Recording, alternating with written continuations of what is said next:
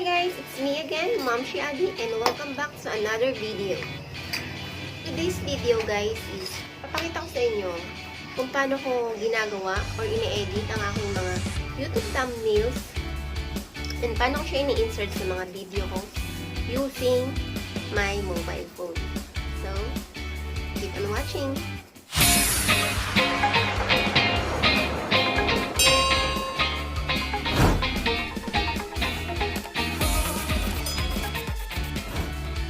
Ito lang yung ginagamit ng apps guys sa pag-edit. So, background eraser muna tayo. Load tayo ng photos.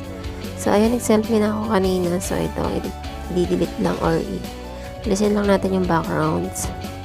So, itong apps ito is napakadali lang. So, sobrang basic. So, ito lang. Alis lang natin yung gilid-gilid. So, ayan, manual. Manual muna natin guys.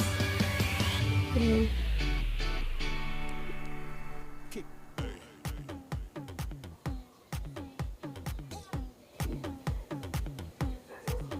So, madali lang sundan tong apps na to guys. So, hindi kayo malilito.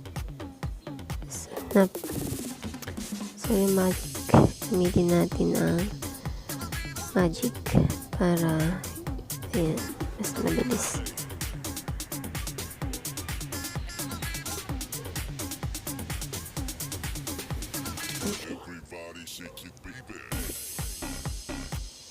Yan. So, alisin lang natin yung excess. So, manual na lang natin. Zoom. Yan. Okay na yan. So, okay na po yan. Save lang natin.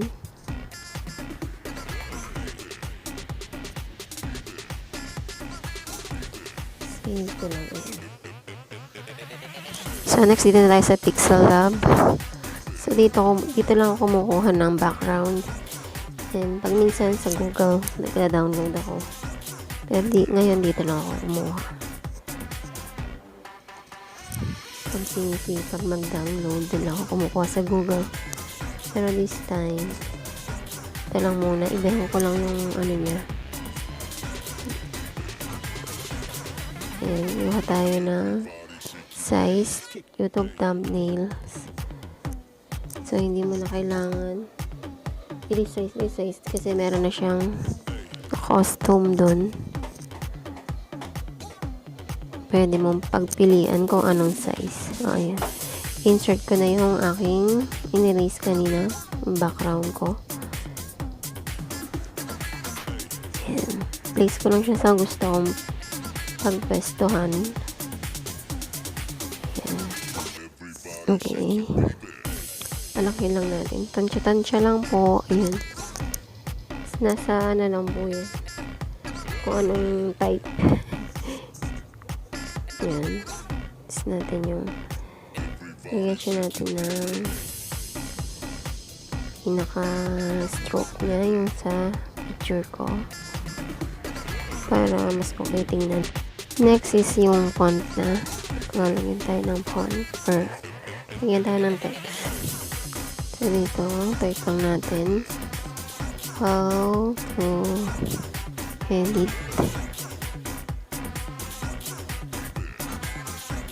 my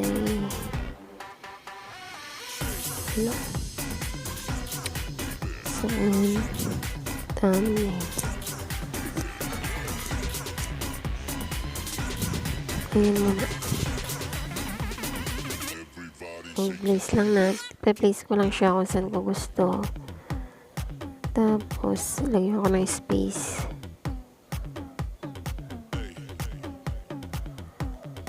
So, nasa sa inyo lang yun guys. Kung paano nyo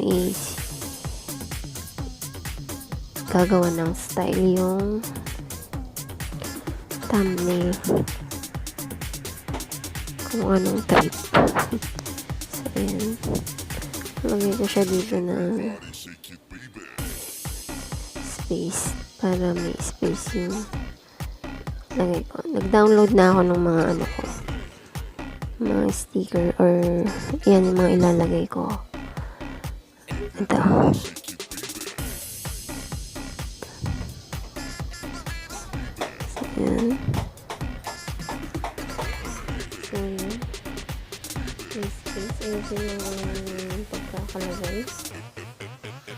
Ayan.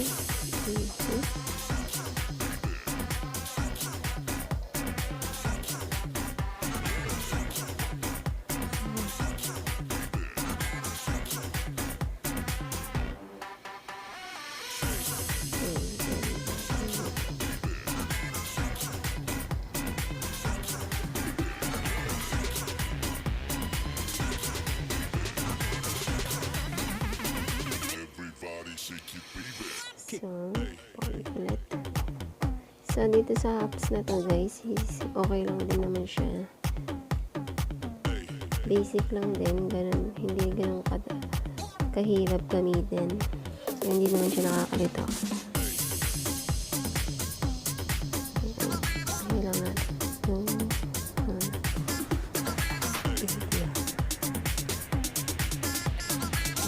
Lang yan. Everybody shake it, baby.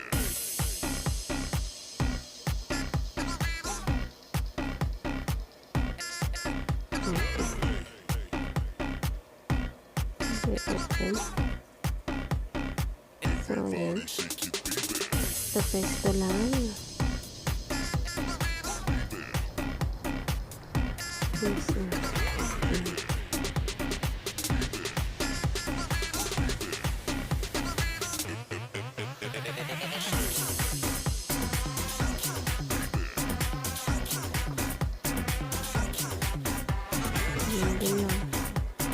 Ganyan lang sa wala naman.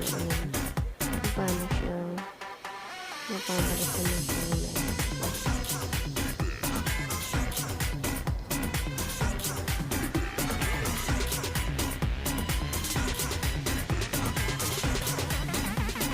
Everybody shake it, baby. Sorry, it's DJ.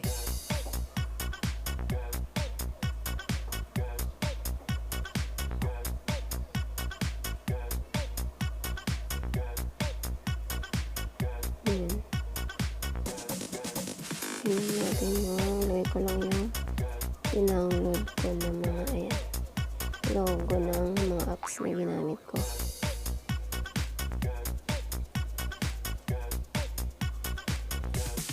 You can get some.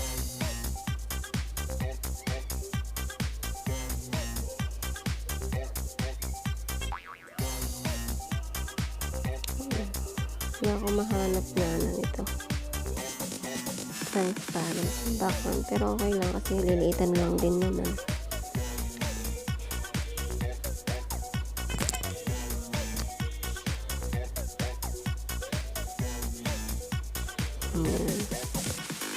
Meron naman pong doon sa aking text. Sorry, it's DJ.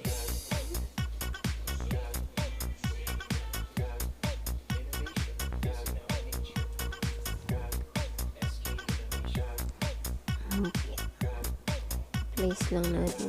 Place ko lang kasi ako must be place. So, ayan, konti.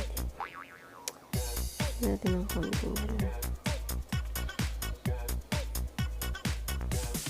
You can get some. Sticker. Lagyan natin ng mga ka-artihan pa. Ayan, ito. Ayan.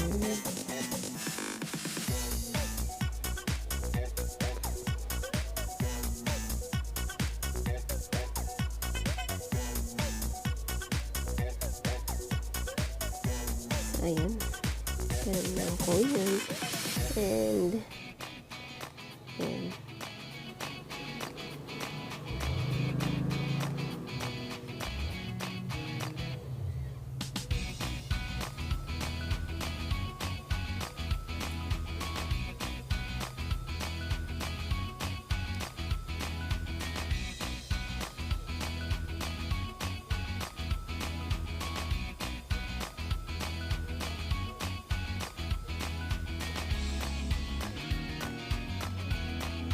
Test.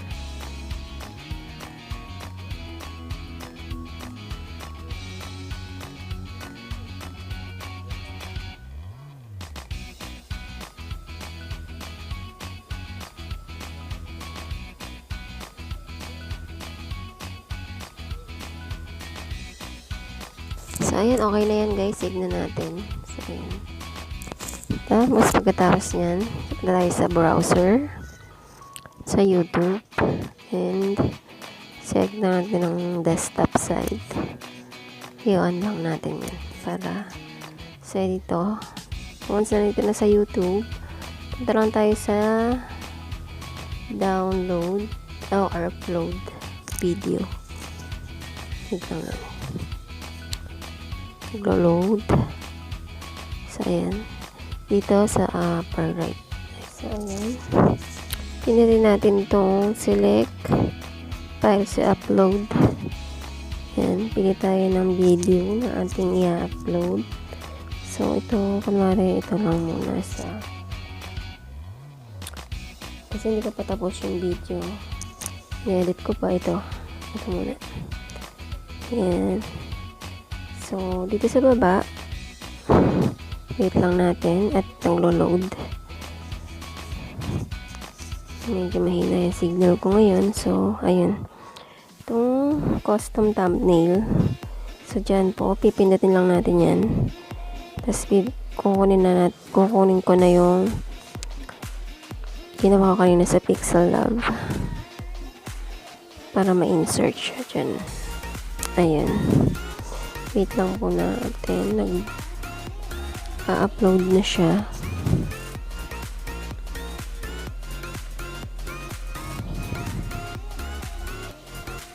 Upload.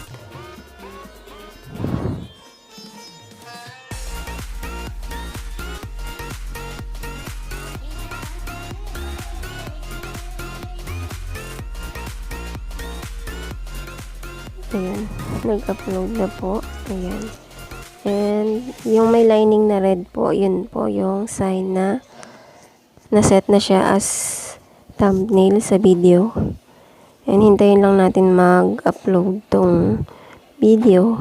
Pag nag 100% na pwede na nating i-publish. So, yun na po yun guys. Thank you for watching.